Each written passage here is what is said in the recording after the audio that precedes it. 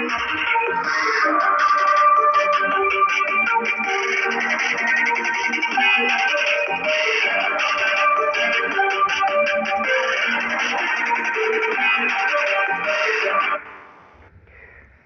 hello, hello. Welcome everyone to another edition of the Narrator Podcast, and I'm your host, hallziespoetrycorner. Narrator Podcast is the home of peace, prosperity, and reciprocity. Narrator Podcast promotes promotes and delivers positive frames of reference about original people and original culture. So, welcome all my narrators. So, we're back at it. Another full episode of the Narrator Podcast.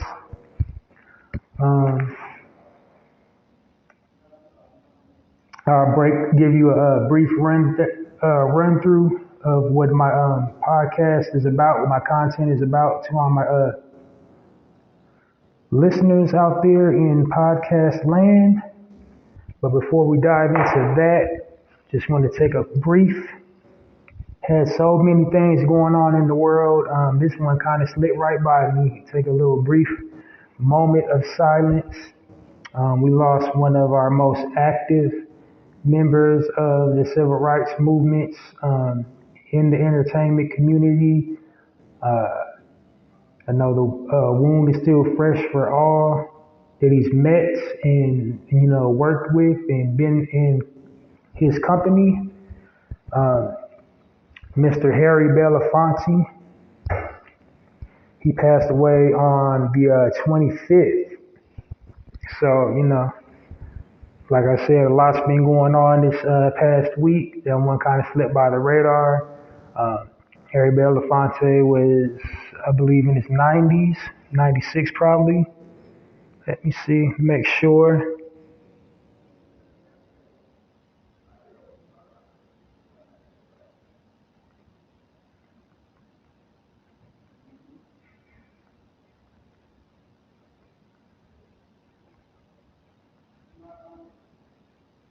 Yeah, he was 96 years old.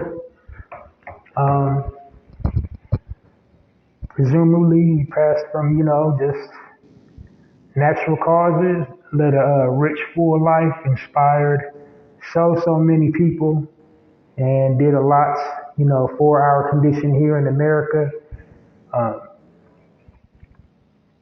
Born to immigrants, Harlem, New York, melting pot of the United States. He had the breakthrough smash single Calypso singer. He was a Calypso singer. He had smash back then Banana Boat. And that song's been used, in so many movies and endorsements. So he was a really huge entertainer. I believe he also did some Sprite ads.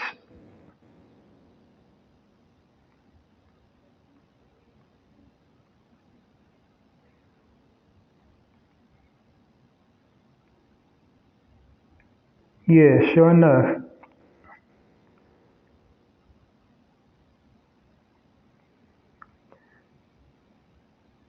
But it's a devastating loss. At the same time, we're happy that he's back with the Creator. And, he touched this world and inspired a whole lot of people. And we're forever indebted and grateful for his servitude for the cause. So, give a quick moment of silence for Harry Belafonte, and then I'm going to dive into my overview, and then on into the content.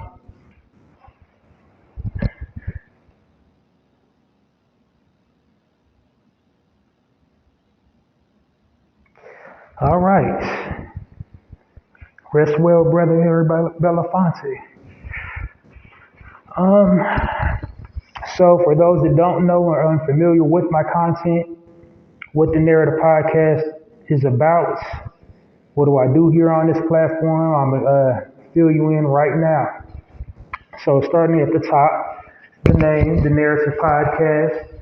I named it that because I wanted to change the narrative on how our people is, being portrayed by the media and how we're seen as a people and as a culture, or seen as a people and, the negative perception of our culture. So, the media weaves a false narrative about original people and original culture for their own greedy needs. It's primarily for money. It's nearly $1 billion industry, recycling and rebranding and marketing our trauma that we've sustained as a people. So, that's one aspect. The other aspect is, controlling the minds of the masses. They're marketing us, intentionally misrepresenting us to, set us apart from, people outside of our culture, make people afraid of us, have people presuming things about us that are not true, all in the name of entertainment, all in the name of finance, to make money, and all in the name of power. This negative image that they keep portraying of us helps keep, the dominant society in all parts of the world in power, because they believe anybody that isn't, white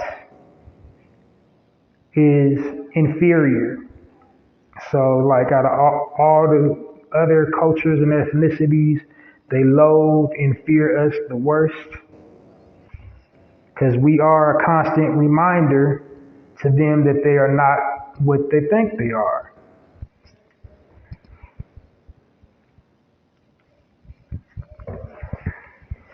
But anyway, outside of that, my overall takeaway, I would like for my listeners to gain from my content, if nothing else, is the importance of, why it's so important to share positive content on all platforms, like especially now in this digital age that we're living in.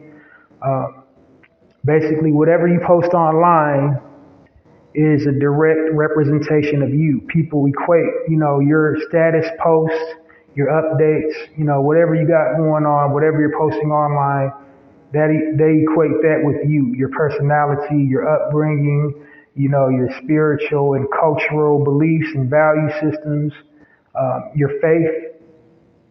If you're religious or spiritual, they equate that by what you're posting online.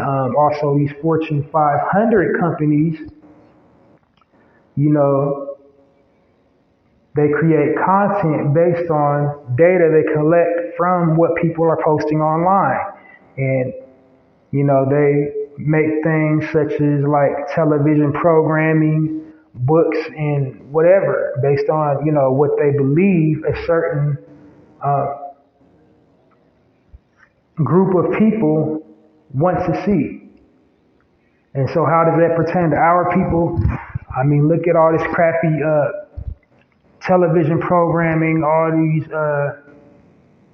degenerate forms of literature, movies misrepresenting our people, because they're basing, what they believe we want to see and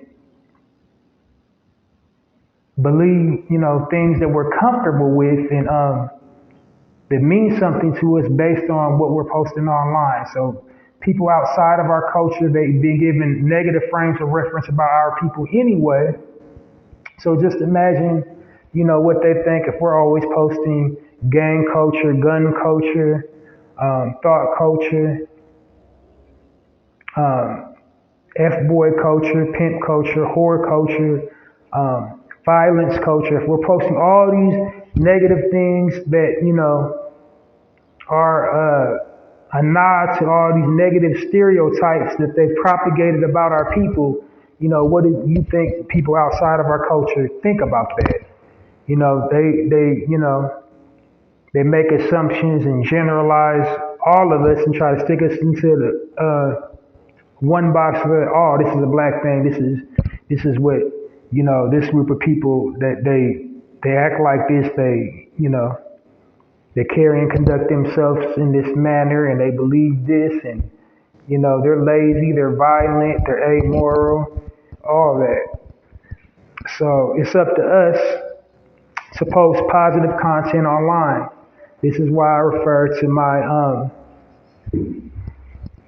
listening audience as my narrators, because we have the power to narrate our stories by, via what we post online. So we can change the narrative based on, what we're posting online.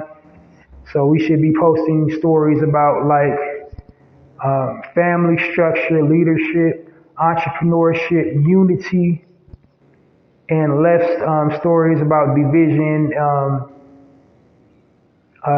stories about us getting the short end of the stick and depravity and just, foulness and ratchetness, and just, post things to put us in the positive light.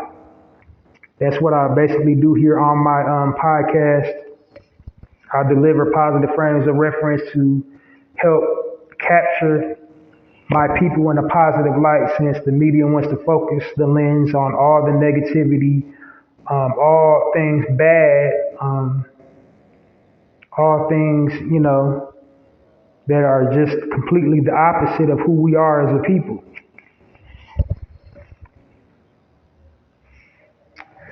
So now that you got a gist of it, I'm gonna just go through one more thing before diving into the content. I refer to our people as original people over black. So anytime I'm saying original people, I mean our people, I mean black people. And I prefer the term original over black simply because, language, the linguistics of it. In early civilization, we was here like 5,000 years before every other race on the planet. We pretty much ruled Earth. Let's just be clear about that.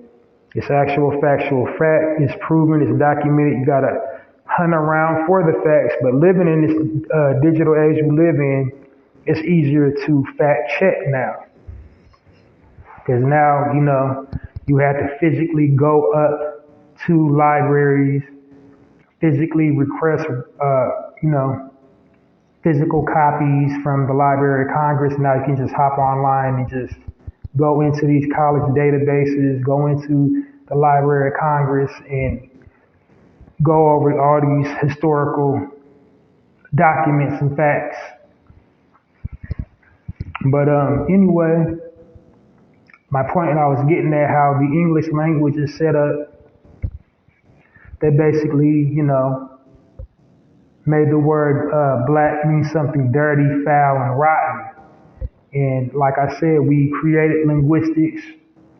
We created the spoken word and the written word. And when we coined the term black, in the beginning, it meant something positive. It meant something regal. It was a status symbol. It represented opulence. It represented strength. It represented power. It represented wealth. But colonizers got a hold of the word and flipped it and made it basically mean, equated it with sickness, illness, death, and the end. When a movie ends, they do what? They fade to black and it's over.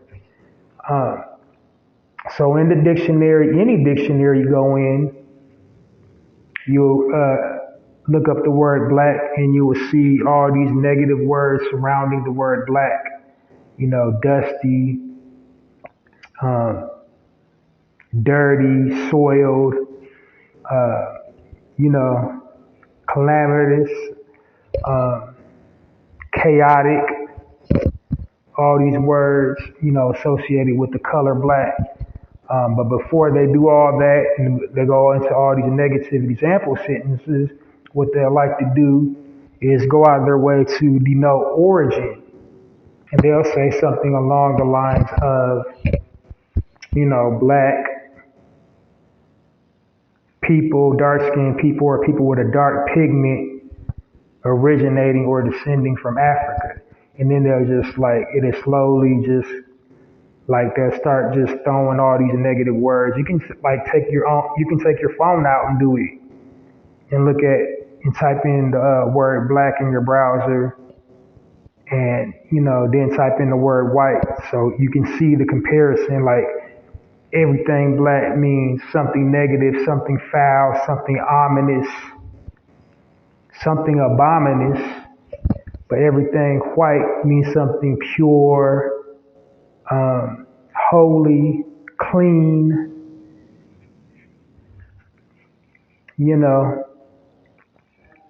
good-spirited, good-natured. But when you look in the same dictionary and look up the word original, there's no negative connotation surrounding it. The word original really, hints at the beginning, the thing that started it, the starting point. And for our people, I think that's more indicative of who we are as a people, because we originated or started civilization. We also originated the written and spoken language. We originated mathematics. We originated science.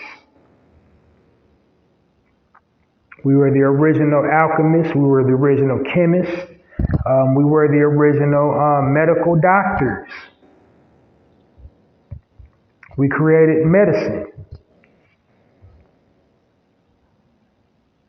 We created so many modern things that the world would be in total disarray over.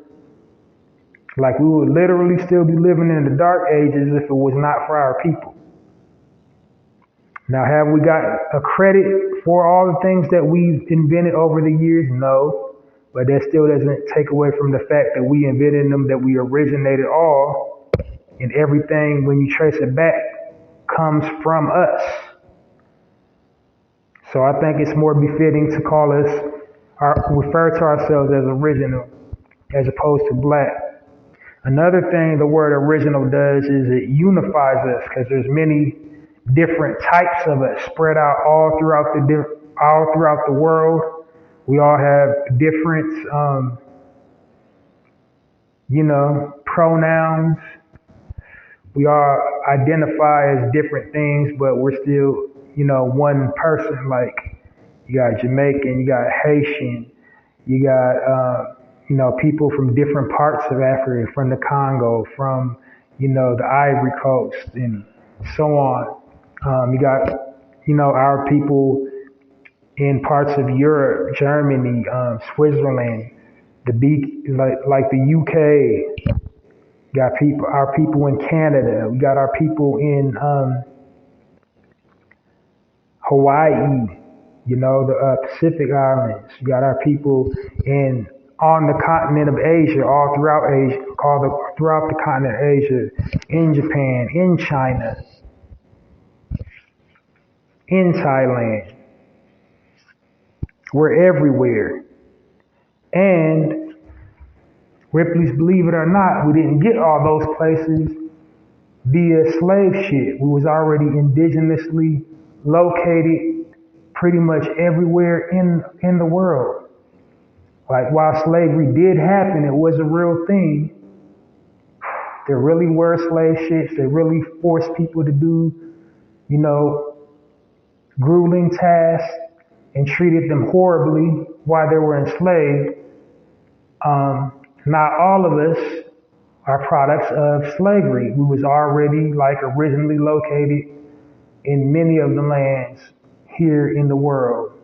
Not all, scratch that, all the lands here on Earth. It was already there.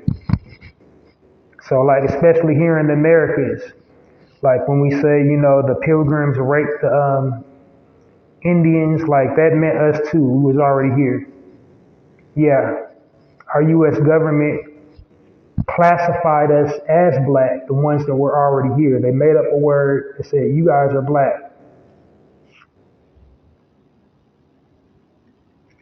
But anyway, I didn't mean to go too far off on the tangent. I just wanted you to, fully grasp what I mean when I say original.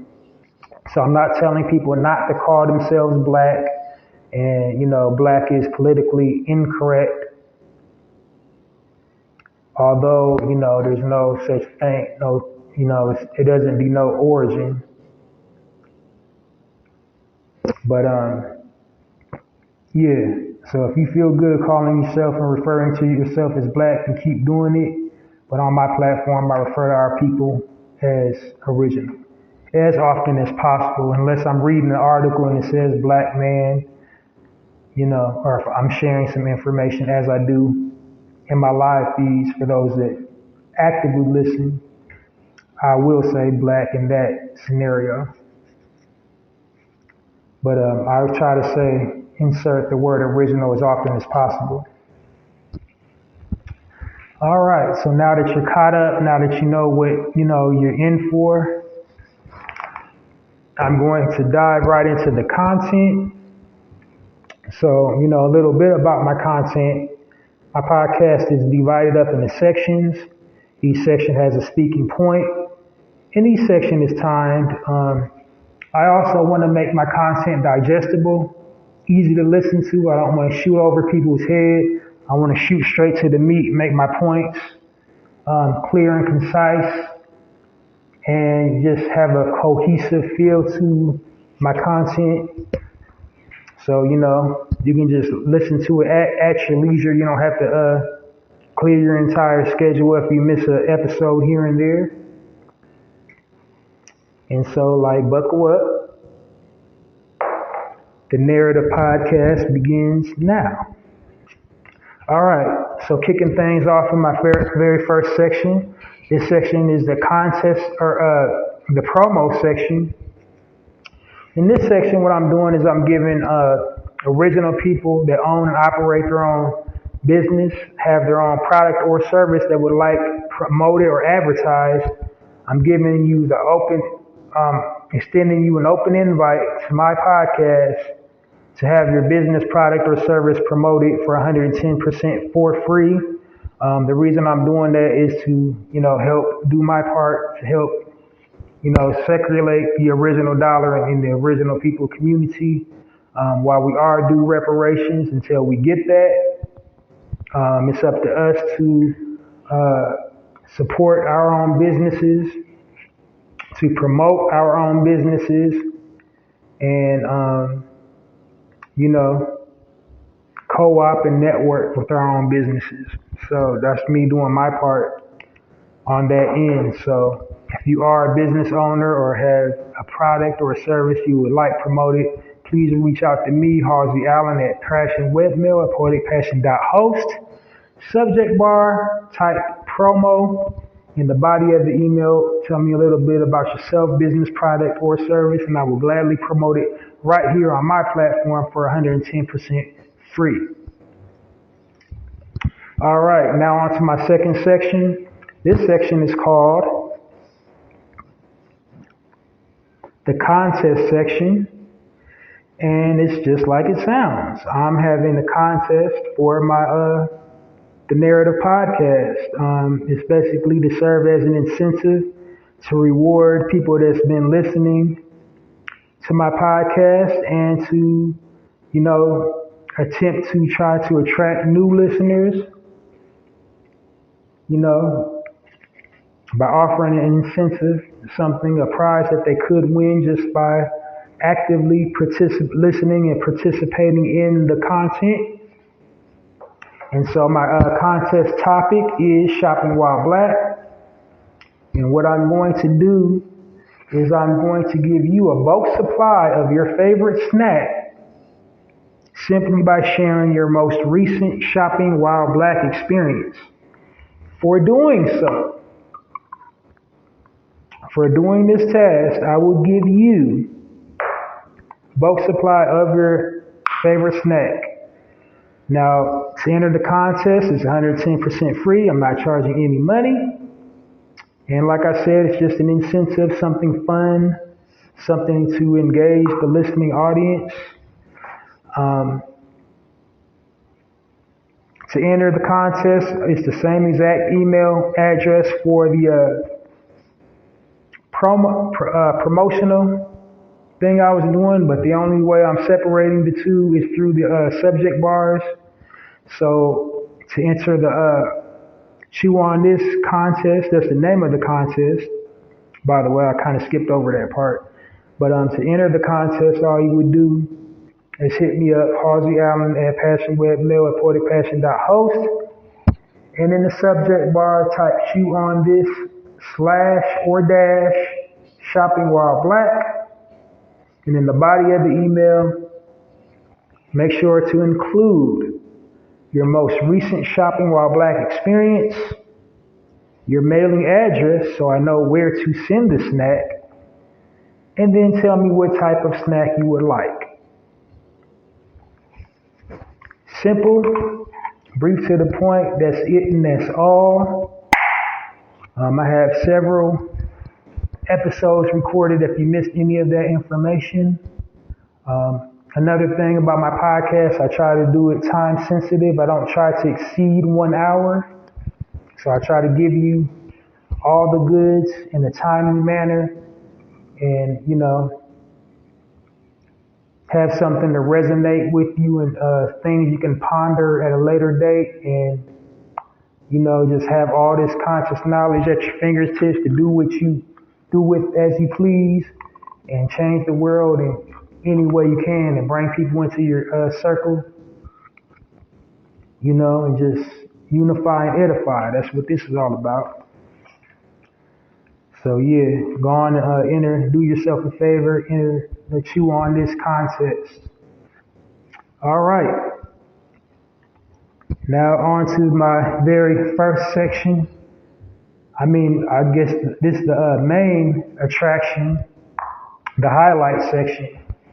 In this section, what I'm doing is I'm giving the positive frame of reference to my listeners of entrepreneurship, because like I said, the media portrays us in a negative light. We don't have many, frames of reference of doing for self. We don't have any television or TV series featuring entrepreneurships, seeing us run a successful business. The very few ones we do have available, the lens is focused on dysfunction. So you don't pick up the entrepreneur part. All you focus in on is the violence and the original people fighting amongst themselves, not working with each other, not unifying, not mobilizing in a structurized manner, just at each other's throat for no reason other than the ratings. So in this section, what I'm doing is giving you a brief overview of regular people like you and I that was working 9-to-5 jobs, that wanted a change in their life, they wanted to pursue something they were passionate about, and they did it. Because again, the media is weaponized against us. They have us programmed and conditioned to believe that's all we can do is just, we can't hope to be anything other than, work 9-to-5 for the rest of our life for like 20, 30 years and just, and then occupy a gravesite after that. Like, these people found a way. So all the people that I feature in the highlight section, like I said, they worked regular 9-to-5 jobs. They didn't have all the financial means to start the business. They didn't have necessarily all the educational means that they needed, the educational background, the expertise, and the know-how to do, the business that they're currently operating. But they found a way anyway, and that's what I do in the highlight section. I walk you through the journey. I walk you through what year the business got established, how they came up with the name. I also focus in on the fact, if they hire their own and they do some type of philanthropy in the community, they either, have their own nonprofit organization or pay into one. But they definitely hire their own, and, they're goal driven. They want to, leave their business for future generations, not just line their pockets with profit. And then also the last qualifying factor that lines up with my theme. And my current theme is the season of spring. So all these businesses that I'll be talking about until the end of spring is like something I think of, or you might think of when, one of the first things you think of spring. So having said that, it is spring, the season of spring, and spring also is like a symbol, is symbolic of new life, new beginnings. Everything happens in the spring, like growth, plants and such, and that was my logic behind these next businesses that I'll be featuring in the highlight section.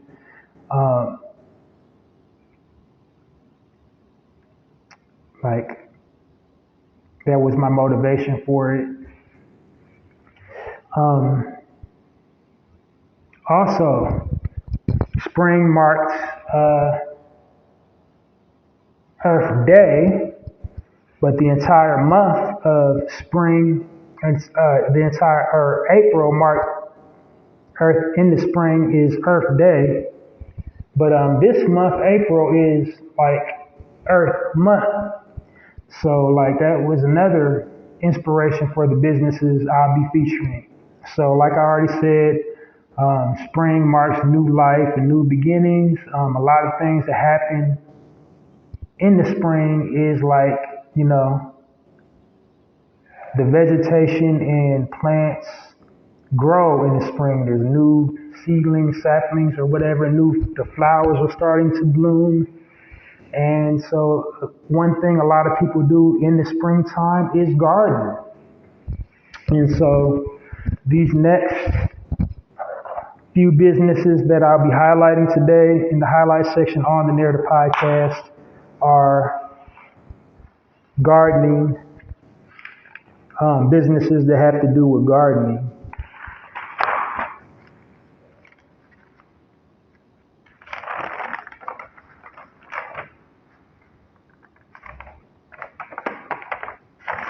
So first up, business in the highlight section that I'll be highlighting today is a business called Chef Letef. Chef Letef. All right. So first of all, he's a vegan rapper. He's branded as the father of eco hip hop. So everybody's into, the planet these days, saving the planet, saving our trees, making our drinking water clean and all that.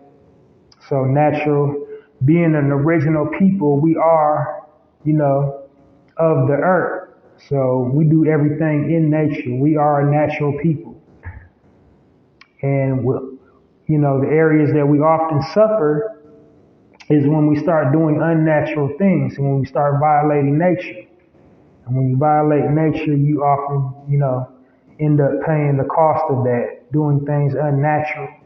So many of the things that happen in our community is because we adapted the mind of the oppressor and we started, engaging in unnatural things.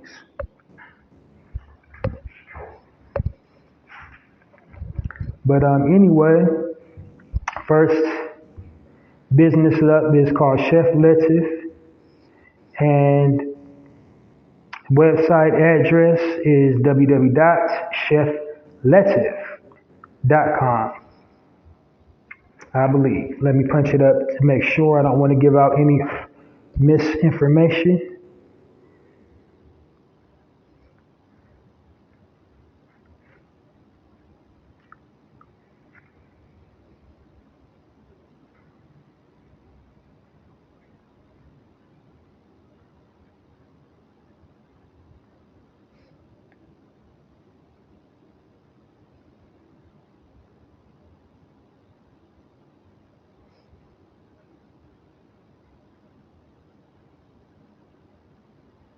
Yeah, it's chefletif.com. So first of all, when you get to the site, you will notice Chef Letif, I already said his background. He's an MC. He's a rapper. His greatest achievement as a rapper was performing for Obama. His wife is a plant-based style coach, so their union works really well because he raps about the environment and ecology, and so the ecosystem. I mean, and well, yeah, I guess it's ecology, but and that's something all of us have to do, no matter what you are, like black, white, whatever. We live on this planet, so we got to keep it clean. We got to keep the rivers clean and the food supply clean, or we're all goners. So that's the one thing we got in common. Like, we got so many things that divide us and keep us separated, but we all live on this planet. So yeah. But anyway, he started his business basically due to the pandemic. Like I said, he's an MC, he was rhyming and he was touring. And that's how his bread and butter was his tour money. Rapping as an MC, rapping as, touring different venues. But when the pandemic came about, he couldn't do it anymore. Everything was shut down. He wasn't getting any bookings anywhere. So, to adapt, to pivot to that, he basically started his seed company and started selling seeds. How they got the funding for it, they did a fundraiser. It was crowdfunding, so like people donated. A clever thing they did was they was giving out seeds of like beets, arugula, packets of kale, and they did that, with the initiative to try to inspire people to grow food, to alleviate the long lines at the grocery store. Like, that was their mentality behind that. If you got your own sustainable food source, you don't need to go to the grocery store waiting in a long line. You got some food right there. But the problem with that is everybody's not plant-based. If you don't, subscribe to the plant-based lifestyle, it don't matter how many seeds you got. If you like eating meat, you like eating meat. That's just what it is. But anyway, they basically formed their own business and have been in business since 2000. What was it? Since the pandemic. When you go on their website, you will see, all the things they offer. They offer. So they hire their own. They give back to the community. They have an initiative. They're definitely a business worth supporting. They got a noble cause. They're providing a service for the entire community. Not just, they focus on our community, but, anybody in need of the assistance. They got, anybody in need of the food and anybody that would like, the intricate knowledge of how to grow their own food that could consult in their service. So That's one thing about our people, even though we're for our people, we don't have anything against anybody else. If somebody wants to, enlighten themselves and to know something, we won't intentionally exclude them out. Like people intentionally exclude us. So as MC, he's worked with people like Dead Prez. He has an apparel shop on his page. That's his life, is just basically like plants and hip hop. That's his whole life. So he's passionate about what he does. He's providing a service. He's being an inspiration to all future generations that you can do the same thing. You can pursue something you love and earn enough money to financially sustain yourself and be happy at the same time. And so that's, why he's occupying the spot in my highlight section today on the Narrator podcast. And, he's the perfect, that company is the perfect example of hiring their own and giving back to the community. So let's give a warm Narrator podcast round of applause for Chef Lettuce.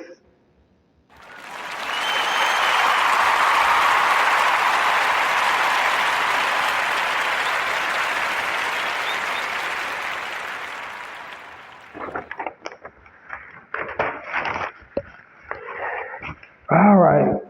So now some of these, like if I can't find the information, I try to walk you through the entire process, from the ground zero floor, like how they came up with the idea, how they came up with the name, the year they got established, things that they struggled with when they started operating the businesses. This is all the information that I try to provide in this section. But if it's not available, it's not available. And the next couple businesses that I'll be highlighting today, that information wasn't available. But I know that they give back to their community. I know that they hire their own. That's what I do know.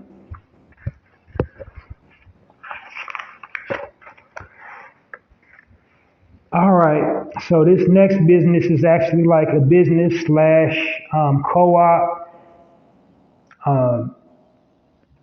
It's called Passion to the Seed, and the founder's name is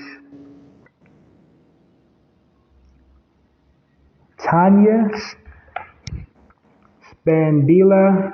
She is of North African descent, so if I mispronounce that, I'm sorry. So first, she got things rolling. She had got a small plot of land through a Montgomery County commercial community garden. And after that, it was just really a wrap. Her business took off.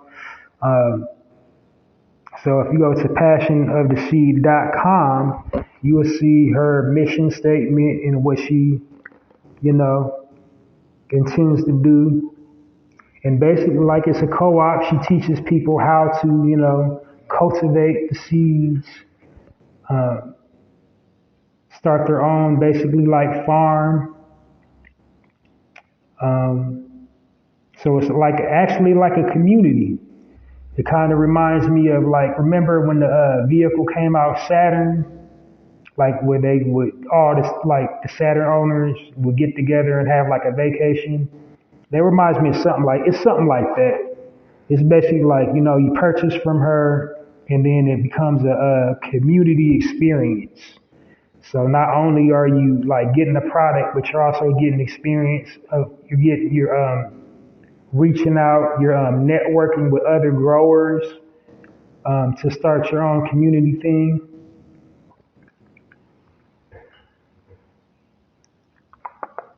So let me punch up just to give you an accurate mission statement. This is just what I perceived when I read it.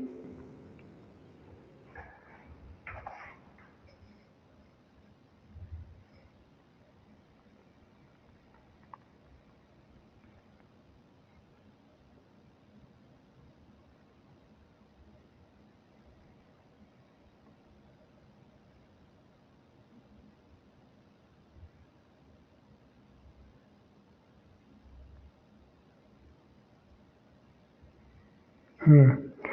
That's weird. Oh, do I have it set to sometimes I look like, oh, I think I don't do. Okay.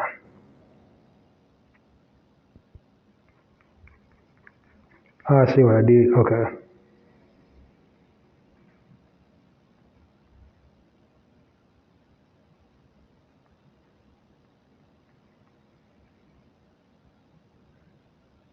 Hmm. Oh, darn. Let me look it up again. Well, I don't know why it's stuck on like images, but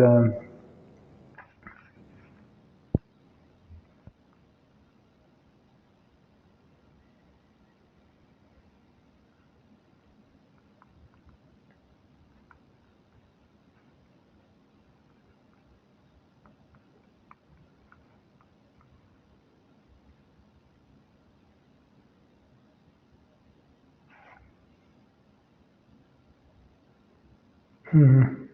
But anyway, I don't know why it's acting the fool. Like it's not punching up. But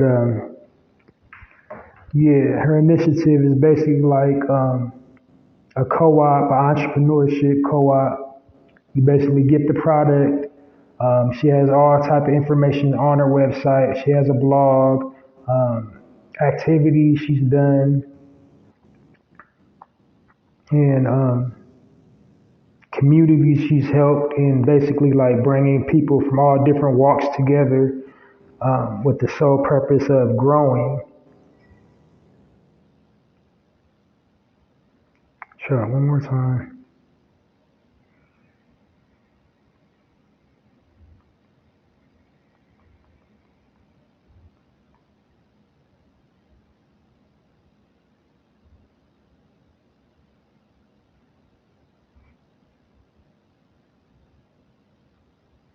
Okay.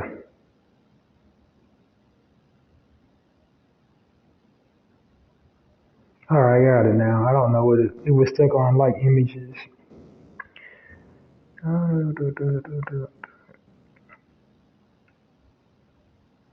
Oh, and I mispronounced it. I was way off. Her name is Tanya Doka Spandila.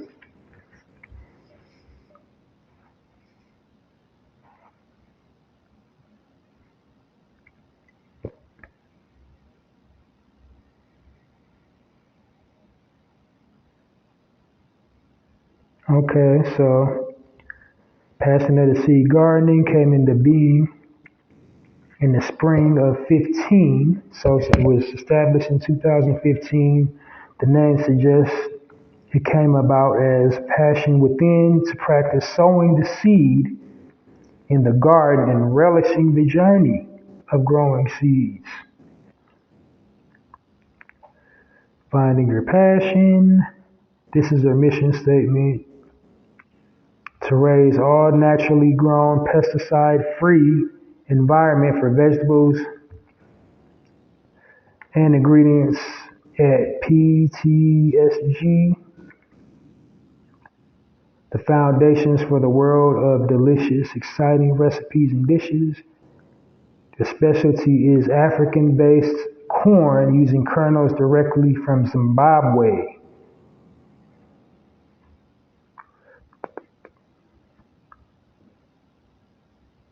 And she got some other recipes featured on here, okra, yeah. She got all the vegetables and fruits that she specializes in. So yeah, that's if you want some good pesticide-free agriculture, some fruit and veggies that are pesticide-free, grown organically. You want to hit her up, passionoftheseed.com, and help yourself and help the planet in the process.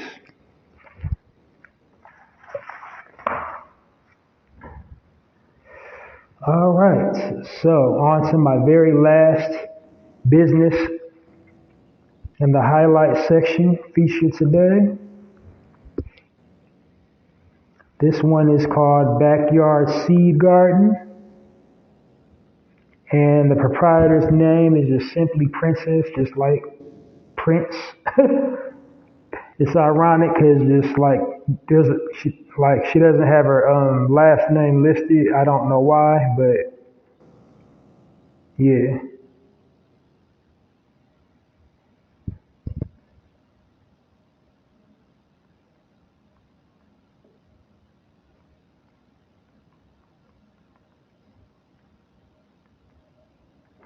I'm just punching it up. That's why I was kind of quiet right there.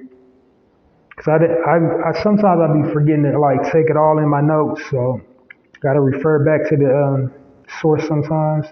And this is one of those times.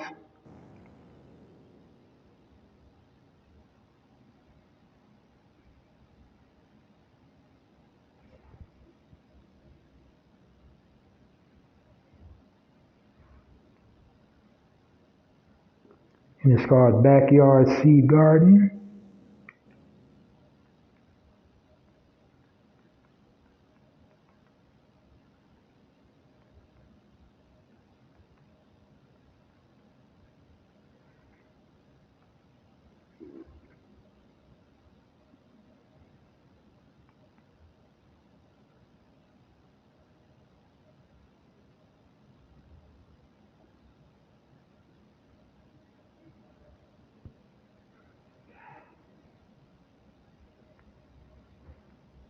Backyard Seed Garden Seeds.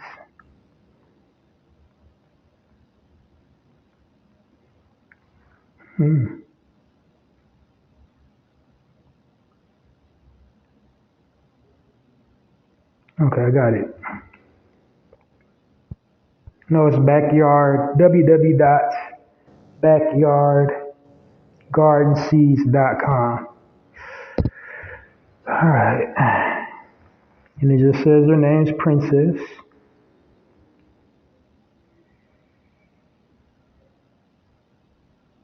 And she's growing up. And she got a picture of her when you get to the website. She's hiding behind looks to be a sunflower in early bloom.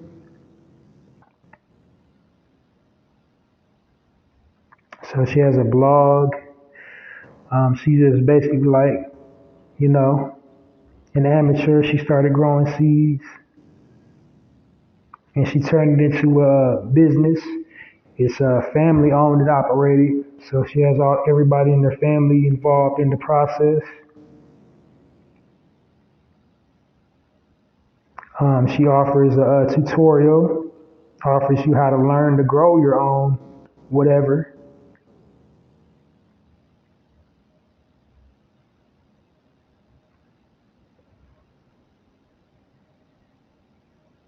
She also has an apparel shop, so she's selling, you know, box crates of stuff. She's also selling pesticide-free fruits and veggies. A gift shop. She got t-shirts. And she got a blog section. And on her blog section just teach you about, you know, different types of nuances in the world of gardening. Did you know facts?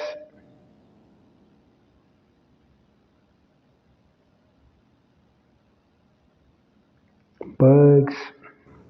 But definitely support her, support all these businesses that I featured in the highlight section, because when you help them, you're helping us as a people. You know, it's going to take one small village to raise a nation. So we all have to do our part, support each other. These businesses are definitely worth supporting. Go check them out. Save yourself and save the planet in the process. And that'll do it for this section of the highlight section on the Narrative Podcast. Now on to my next section. This section is called the Spotlight section. In this section, what I do is I spotlight prominent figures within our community. They're usually of the entertainment industry, such as recording artists, such as actors, actresses, comedians, public figures, religious leaders, and pretty much anybody with a public polarizing platform that speaks on our issues or, does some type of philanthropy in the community for us, advocate something, social justice, political justice, um, some type of activism, or if none of those is just like basically the way they carry and conduct themselves in the eye of the public as a good representation for us all. And in my spotlight section, what I like to do is like week to week, kind of jump from a female to a male. So every week, last week was a female, this week is a male that I'll be spotlighting. So what the spotlight section is about is me creating the healthy habit of saying something nice about your brother or sister instead of something mean, spiteful, and denigrating, something that we've become accustomed to, something we've been programmed and conditioned to do online, because we're the only people that do that. Nobody else online takes jabs and shots at each other, only us. Like I've never seen two Asians go back and forth in the comment section. I've never seen two Spanish people going back and forth in the comment section, dragging each other all up and down Twitter and Instagram and none of that. Never seen two Irish, German people, clapping back.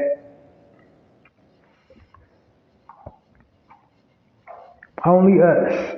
So I wanted to create the healthy habit of saying something nice about your brother or sister and honoring them and, holding them in high esteem and high regard for, what they do, what they've done for the culture and, just saying something nice, not clout chasing, not trying to kiss behind, backside, nothing like that, just being nice. Like, we got to get back to basics and learn how to be nice to each other because we go out of our way to be nice to everybody else, but we treat each other like crap.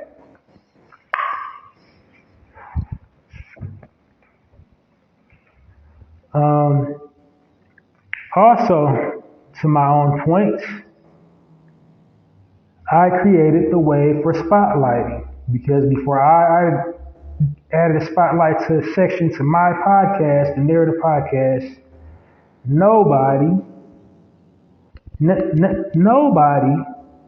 online anywhere was spotlighting anybody until I started spotlighting. So now every time you open a browser up, every time you go on YouTube, every time you go on Facebook, somebody that got some type of show that has a guest or something.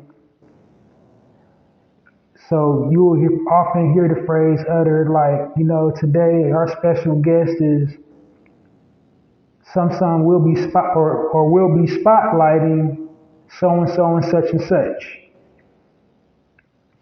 And nobody was spotlighting anybody did it, and you can fact check. Like you can go on my episode logs, you can go to the very day I added the spotlight section to my podcast and then cross-reference and just do some digging for yourself. Wasn't nobody doing that. I'm just saying.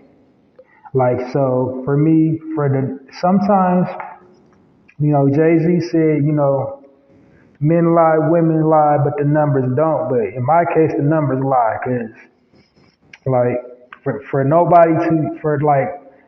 hardly nobody to be familiar with or never heard of me, there's a whole lot of spotlights out there. So somebody's listening.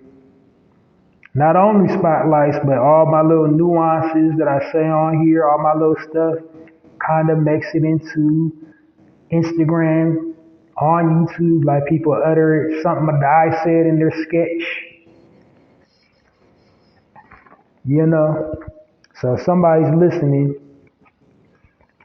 people's listening, whether they want to concede to it or not, that's cool. Imitation is the best form of flattery. For everybody to be doing it, I'm flattered. Make some noise for myself.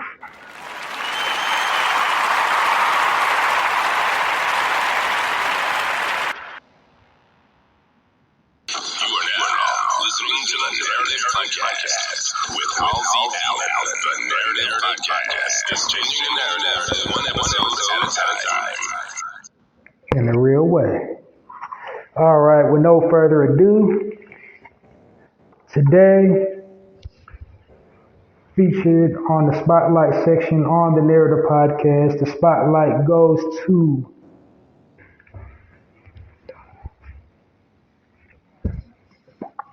none other than our brother,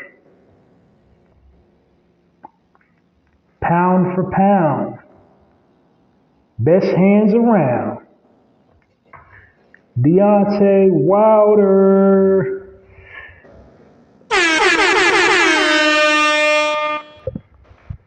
All right, so Deontay Wilder, he was born Deontay LaShawn Wilder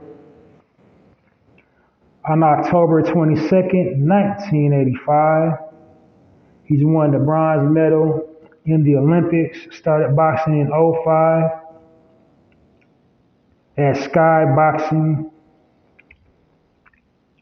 Gun in North Point, Alabama. Attended Tuscaloosa Central High.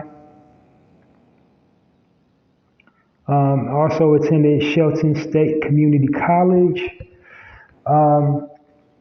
So I'm not going to go all through his boxing stats because he's been doing it for a little while. I'll be all day covering his stats. You know, he got a lot of flack for the few bouts that he has lost. A lot of people was getting online talking reckless about his losses, but to all those people that be sitting up there poking fun, would you say it to his face though? That's what I want to ask. Would you say it to his face? I don't think so. Would you say all them little slick comments to his face that you was posting online and all them little skits? Would you do it to his face? Doubt it. Deontay will whoop your ass. But anyway, the reason why Deontay is getting the spotlight is because, you know, he's just a polarizing figure. He's a young, successful brother doing things, commanding authority, being assertive, not being feminized, standing on his morals, principles, and beliefs and value systems. And of course, for his iconic, to this day, you know, same. I feel the same. It's the same energy over here. We always got to let them know. We can never let them live it down and can't let them keep brushing past, you know, all the atrocity they committed against our people. Not saying, you know, we're blaming all of our faults and all of our problems on dominant society, but at the same time, letting them know every time they say something slick, we can counter with like, yeah.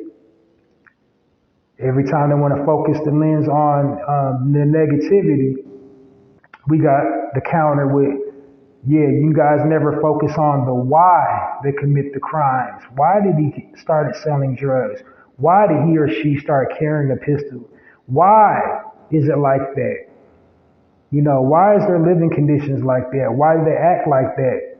When you do certain things with people and put them in that type of condition, that type of environment, subjected them to this structurized type of learning, desensitize them with, you know, that garbage that they're putting on television, desensitize them with these skewed, untrue, unmitigated facts that they try to teach you in school about your people that aren't true, leaving out the important key points of history, and then expect, us to function at a normal level. He's a reminder of that. And he got the tenacity to speak his mind at all times without feeling, out of his element or intimidated. I've never seen him like moonwalk or backpedal around something he was asked. He said what he says, and he stands on what he says. So that's why he's getting the spotlight on the Narrator podcast for his integrity. He also does a lot of charity work, giving back. He's not one of those cats that brag about the charity work. He just, puts his feet in the soil and does the work. Because a lot of people, they mean well when they're doing the charity work, but then at the same time, it's like a double-handed smack because you show up with a big cardboard check, like they're already, embarrassed that they need help in the first place. So it's like they're glad they're getting the help, but then you got the camera crew with them, and then it's like, they're living like probably in a dumpster or, like real foul, real bad, and, so it's okay to do nice things for people, but at the same time, like, we gotta be practical with it. So, the big cardboard checks, I was never a big fan of that when people show up and they got the little gift bag and the cardboard novelty check. But Deontay's practical, he's down to earth, he helps anywhere he can helps his people anywhere he can help, and talks to the youth. I ain't never heard his name involved in no Hollywood craziness or nonsense. He does have his own, demons that he battles behind closed doors, but we all do. He's been nothing in the eye of the public, nothing less than a strong representation of a heterosexual male, what a heterosexual original male should be. Like, we should have a backbone, we should have a spine, we shouldn't be throwing all our morals, principles, and beliefs out the window for the bag. We shouldn't be worried about people pleasing all the time. Everybody's not going to be with it. Everybody's not going to be down with your demonstration. They're just not. And Deontay Wilder is a perfect reminder of that. And, the way he carries and conducts himself, and, how unapologetic he is with his approach. So definitely respect that brother. So give him a round of applause. Warm Narrative Podcast round of applause for Deontay Wilder.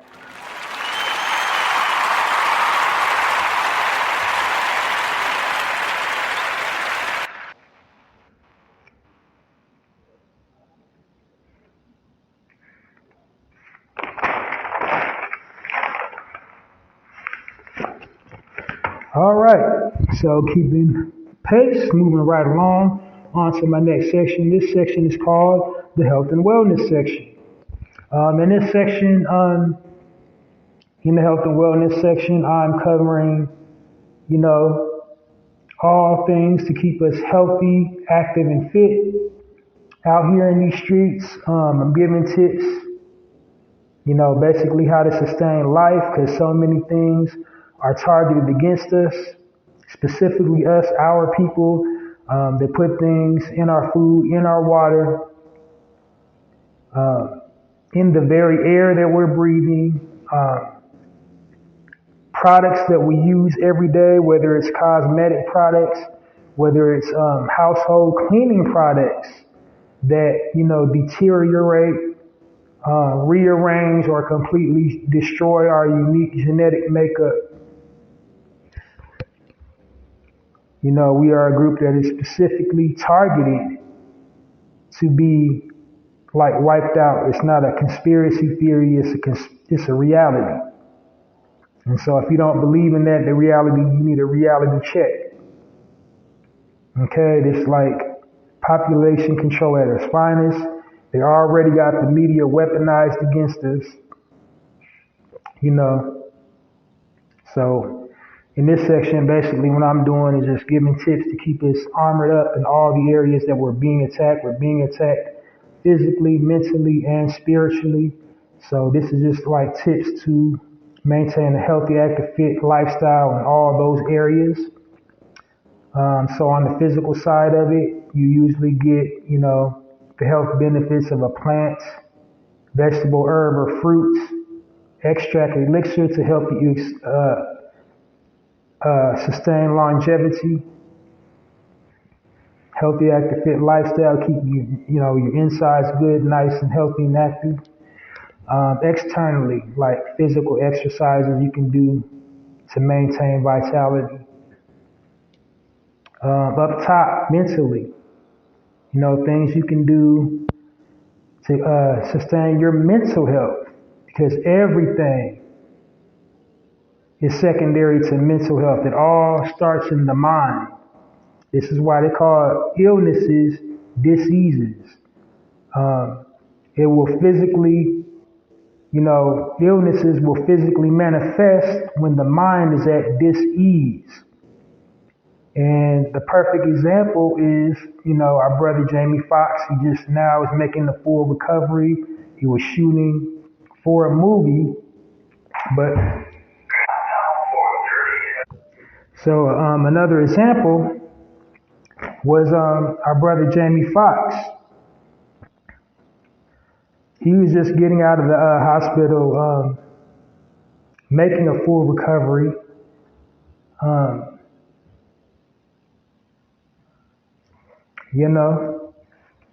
Hollywood is very stressful. But physically, he's at peak physical condition. He's been in Men's GQ Quarterly magazine. He exercises daily. He has an athletic, background. But like evidently some mental stuff was happening in the environment. Like, Hollywood is go, go, go, rush, rush, rush. Traffic, yada, yada, yada, blase, blase. I mean, nobody ever actually said the actual cause. It's never been confirmed nor denied, what the actual cause was it that took place to put him in the hospital. But I can guarantee you, somewhere in that equation, he was under some type of mental duress to suffer what he suffered. So, in this section, I'm also talking about mental health, things you can do to, keep your mental health, and exercises you can do to keep your mental health intact. Also spiritually, like it's just demonic dark forces all around us. You have to be spiritually attuned to recognize it. A whole lot of it's not normal. It's more than just people being mean and surly to do the things that they do to us. There's some spiritual stuff behind it. Believe that. But anyway, on to this section of the Narrator podcast, the health and wellness section. Today on the health and wellness section, I'll be talking about the health benefits of the leafy green that'll keep you clean, arugula. So some of the health benefits of arugula, first of all, it's a leafy green, and all leafy green contains the award-winning catalyst of something we need as a people to keep our melanin intact, to keep it at peak optimal efficiency, chlorophyll. So chlorophyll strengthens our melanin, but it also, is a plant extract. So anything green is like helps oxidize your cells, improves oxygen, improves breathing, your lung capacity. But definitely anything green is good for the melanin. So in men, it's like fertility keeps everything straight down there, nice and strong like bull. In women, keeps everything, fresh and moving. You dig?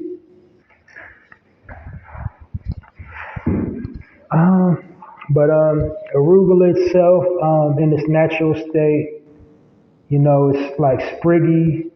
The leaf itself,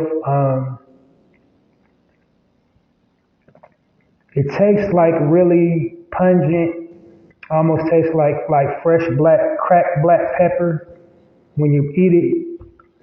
So, try to like eat it really sparingly. It got that bitey, nummy taste, like if you like spicy food, it's that. So like instead of reaching for a bag of hot Cheetos, reach for a handful of some arugula. If you just like spicy. I don't know what you have to do to satisfy the crunchy urge, but I don't know, throw some something in it. I don't know, a pecan or almond or something. But arugula is definitely, that's on the taste end of it. It's like spicy. So it improves your cholesterol by lowering it, of course. It regulates your blood flow, aids in digestion. And then a sidebar, all leafy greens aid in digestion because they clean you out. And the reason why they clean you out is they contain this thing called cellulose. And cellulose is undigestible within the body, so it'll pass right through you. And as it's passing right through your digestive system, it's cleaning out all that gunk and clutter and undigested bile that you have on the inside of your stomach. So like this little wise tale we got in our community is like you eat greens to clean you out. It's not the greens that's cleaning you out, it's the cellulose that the greens have in them. So like you can eat greens, you just can't, like when we say cleaning our greens, you can't completely like remove that little white rib. It's called cellulose, and cellulose is undigestible in the human body. So that's why you gotta poop after you eat like leafy green vegetables. It lowers blood sugar. And like I said, it's a leafy green, so there's all kinds of vitamins, minerals, and nutrients, rich in vitamin K, rich in vitamin C, not C, but rich in vitamin K, rich in vitamin A, I think, iron, all that good stuff. And it's easy to grow. Takes no time at all. So it can grow indoors or outdoors, so it's a sustainable food source. Now, when you buy it, you gotta eat it right away, of course, out the grocery store, because it does not keep long, it doesn't have long. So you got probably like a day and a half if you buy like some arugula in the store, either fresh in the bunch, or like if you get like a package of arugula, in the plastic, like that's the absolute worst. Like try to avoid buying it out of like those plastic, containers of arugula. If you have fresh arugula available, wherever you shop at, get the fresh arugula. Because anything in plastic is, it's not all the way organic. It's being treated with pesticides. So yeah, that'll conclude the health and wellness section of the Narrator podcast. Now moving right along. on to the very last section of the Narrator podcast, my speaking point. And my speaking point, what I deal with is current hot button issues or just current affairs and things trending in the media right now, whether it's directly in our community or something worldwide, something that has happened around the world.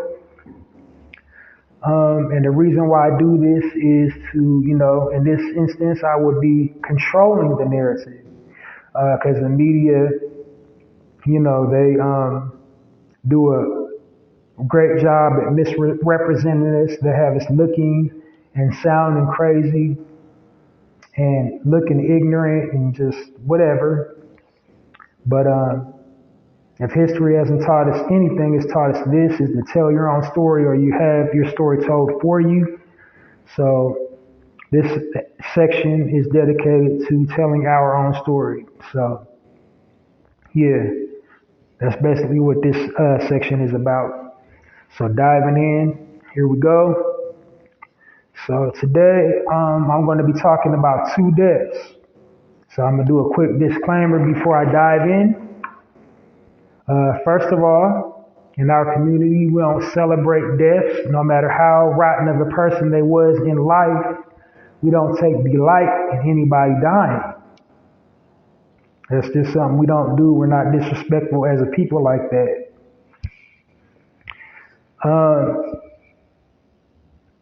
Second, I'm not taking delight in their deaths, but I'm going to be talking about their deaths and the instrumental role they play in life to the decay of our community. So this is not a jab at them. So people that are close to them, been around them, related to them, or came into the space of they're not all that bad as an individual. I'm not going out of my way to offend their living, loved ones, their family, their relatives. I'm not here to do that. I'm just merely pointing out, the role they played into the degradation of our people during their life.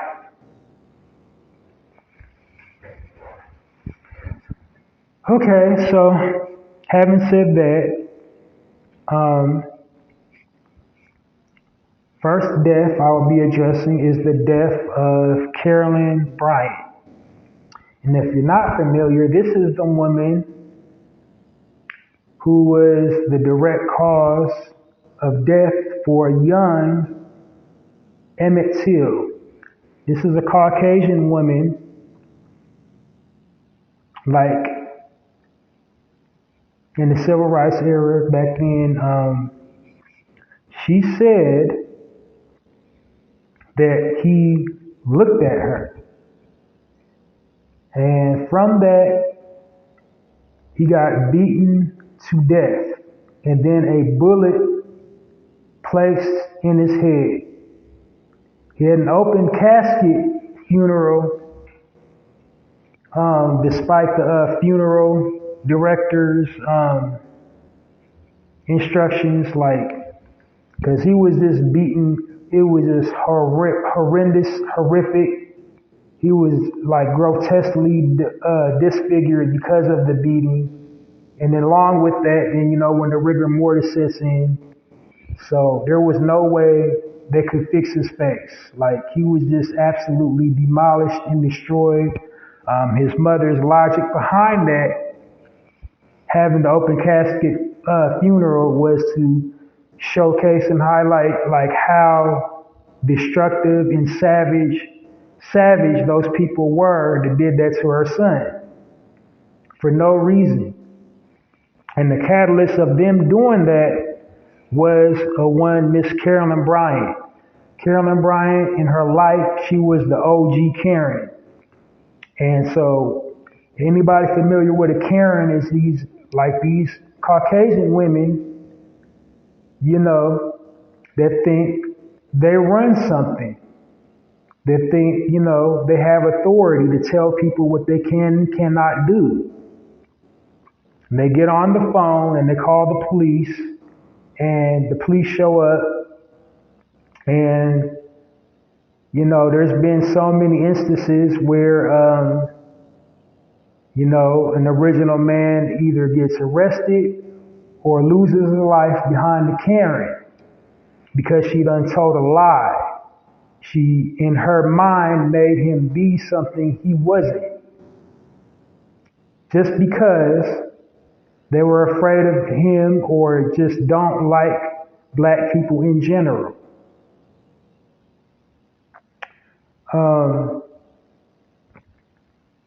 So like I said, she was the original Karen. She's like Karen before Karens were a thing. Like, we done seen the videos of Karens. They done called the police. The viral video of the black bird original man who was a bird watcher, and she sat up there. We seen her on camera. He's recording her, talking about, I'm going to tell the police that you're attacking me. And then she started yelling and wailing like he was. Almost nearly strangled her dog to call the police. Remember that one? And then, like, there's just, like, the list goes on. But essentially, they had this law down south called reckless eyeballing, where you could not make eye contact with a Caucasian person, be it male or female, because reckless eyeballing really kind of alludes to sexual misconduct. Like them saying, like, basically they were saying, you're undressing me with your eyes because you looked at me. Or you're trying to physically assault me or undress me with my eyes. That was the extent of what that law was. She passed just recently, a couple days ago, and like Black Twitter is going to town, they cheering and like good riddance, ha ha ha, the Wicked Witch is dead and all that. So that's a little extreme, that's a little over the top. I don't agree with that, like cheering because she's dead, but at the same time, as a people, should we be sympathetic because she's dead or empathetic that justice finally came for her because justice didn't come for her in life? No, we shouldn't. We shouldn't be sympathetic or empathetic about her end. She got, to live all the way up to 88 years old, and this young brother that was in the prime of his youth, who we'll never know what he would have grew up to be had she not have concocted that bold-faced lie that he looked at her. So, that's Carolyn Bryant's life. Sometimes, people that we get distraught, like, where's God's hand in this? If it's a God, where's God's hand in that? Why did he die at that age and she got to live? Like, all life is precious, but all life is not worth living. Sometimes sometimes God spares your life, or the higher power, whoever you call yourself believing in, source, whatever. Sometimes God spares your life to make you suffer for all the things you did in your life. Suffer for every person you hurt or caused discomfort to. And she lived all the way up to 88. And the last surface picture of Carolyn Bryant, she had like breathing tubes up her nose. So she's been dealing with health issues for the last 30 or 40 years. And her health, went on a decline all the way up until the time of her demise. So,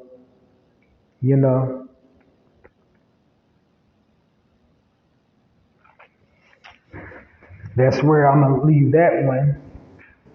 And then, now the next death is a very well-known death. are famous, like, the internet is praising him, you know. And I never met the gentleman in real life. I can't lie and say I never, watched this program, because I did in my youth, as it came out, like, basically when I was a teenager. His show, Jerry Springer. Jerry Springer had passed away just recently, but again, the negative side of effects of his television show, how our people was depicted to the rest of the world on that show. How ignorant, how savage we were depicted on that show. Now, some of it was real, and some of it was just scripted reality. Now, I know he himself didn't just tell them, like, to air out the dirty laundry, the ones that was real. He didn't tell people, to talk about all that on his show and to air the dirty laundry. But nevertheless, when it was on air, the representation of our people just kept getting more horrific and more cringy as each season dragged on. At the absolute worst. Just not speaking well, not looking well. It wasn't a good look for us. I cheered, after I said, it came out when I was in my late teens, his television show. And as I got older, and I'm still watching it, and I'm like, hey, this is what he's saying we are. This is us. It finally the light bulb kind of went on late. So show what we're absorbing that, watching that type of stuff, taking that negativity in us through the airwaves from content that he got. Fighting each other and distrusting each other and, denigrating each other. We absorbing and all that into us. And then another one, that culturally misappropriates us is Murray Povich's the Who's Your Daddy episodes. If you notice, they're all black, nearly all black. So, it's I didn't mean to sound it like me, but I'm sad that he's passed away, but his show wasn't about nothing, wasn't about spit for our people. So I'm pretty sure he's not a malicious guy. I'm pretty sure he does have a ton of, all Caucasian people. I'm not racist, I got black friends. I'm pretty sure Jerry Springer did actually have a ton of black friends. But the portrayal of our people on his show set us back damn near 100 years. So there it is, 2 deaths of people that denigrated our people. So that's it for my speaking point of the day, and on to my very last section of the Narrator podcast, and then I'll be leaving you. Is my health and wellness, I already did the health and wellness. My final thought of the day.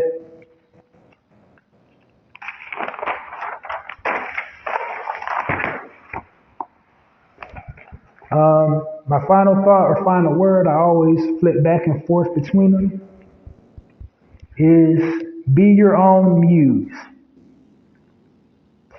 And I say that because,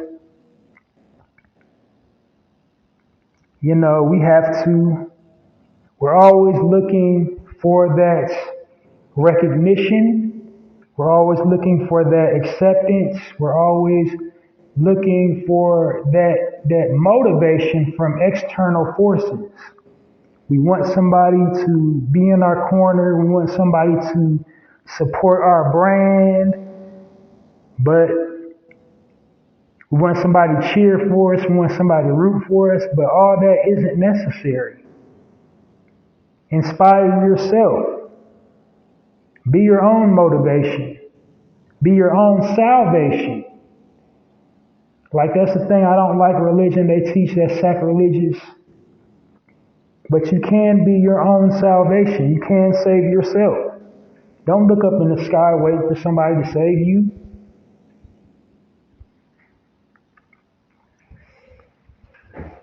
So that'll do it for the Narrator Podcast. Join me next weekend for another full episode of the Narrator Podcast.